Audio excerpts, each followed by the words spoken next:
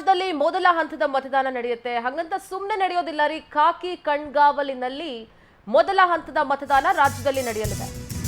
ನಾಳೆ ರಾಜ್ಯದಲ್ಲಿ ಮೊದಲ ಹಂತದ ಮತದಾನ, ದೇಶದ ಭವಿಷ್ಯವನ್ನು ನಿರ್ಧರಿಸುವಂತಹ ಚುನಾವಣೆ, ಪ್ರಜಾಪ್ರಭುತ್ವದ ಅತಿ ದೊಡ್ಡ ಹಬ್ಬ ಖಾಕಿ ಕಣ್ಗಾವಲಲ್ಲಿ ಆಯೋಗದಿಂದ ಸಕಲ ಸಿದ್ಧತೆಯನ್ನ ಮಾಡಿಕೊಳ್ಳಲಾಗಿದೆ. ಬೆಂಗಳೂರು ಗ್ರಾಮಾಂತರ ಹಾಗೂ ಮೈಸೂರಿಗೆ ಹೆಚ್ಚುವರಿ ಭದ್ರತೆಯನ್ನ ನೀಡಲಾಗ್ತಾ ಇದೆ. ಎಲೆಕ್ಷನ್ ಭದ್ರತೆಗೆ 50,000 ಪೊಲೀಸರನ್ನ ನಿಯೋಜಿಸಲಾಗ್ತಾ ಇದೆ.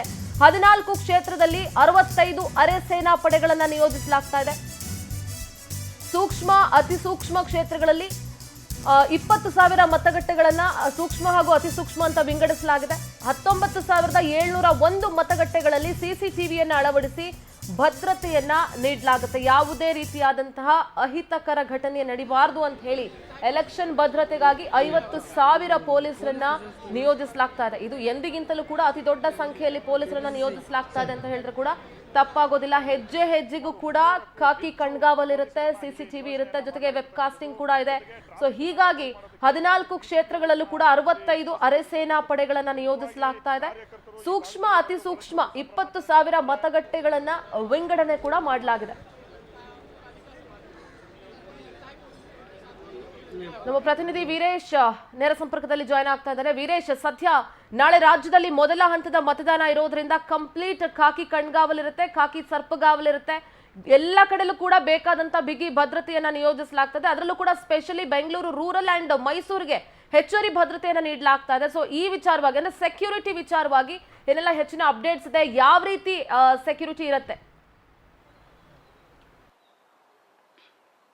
ಖಂಡಿತ ಸಿಂಧೂರ, ಏನು ಲೋಕಸಭಾ ಚುನಾವಣೆ ಅಂದರೆ ನಾಳೆ ಅಂದರೆ ಒಂದು ದಿನ ಬಾಕಿ ಬೆನ್ನಲ್ಲೇ ಈಗಾಗಲೇ ಪೊಲೀಸರು ಕೂಡ ಏನು ಹೆಜ್ಜೆ ಹೆಜ್ಜೆಗೂ ಅಂದರೆ ರಾಜ್ಯಾದ್ಯಂತ ಅಂದರೆ ರಾಜಧಾನಿ ಮತ್ತು 14 ಜಿಲ್ಲೆಗಳಲ್ಲಿ ಅಂದರೆ ಪ್ರಮುಖವಾಗಿ ಗ್ರಾಮಾಂತರ ಸೇರಿರ್ಬೋದು ಮತ್ತು ಬೇರೆ ಜಿಲ್ಲೆಗಳಲ್ಲಿ ಈಗಾಗಲೇ ಮೊದಲ ಹಂತದ ಚುನಾವಣೆಗೆ ಈಗಾಗಲೇ ಪೊಲೀಸರು ಕೂಡ ಏನು ಎಲ್ಲ ಸಿದ್ಧತೆ ಕೂಡ ಮಾಡಿಕೊಂಡಿರುವಂಥದ್ದು. ಈಗಾಗಲೇ 50,000 ಪೊಲೀಸರನ್ನು ಈಗಾಗಲೇ ನಿಯೋಜನೆ ಮಾಡಿರುವಂಥದ್ದು.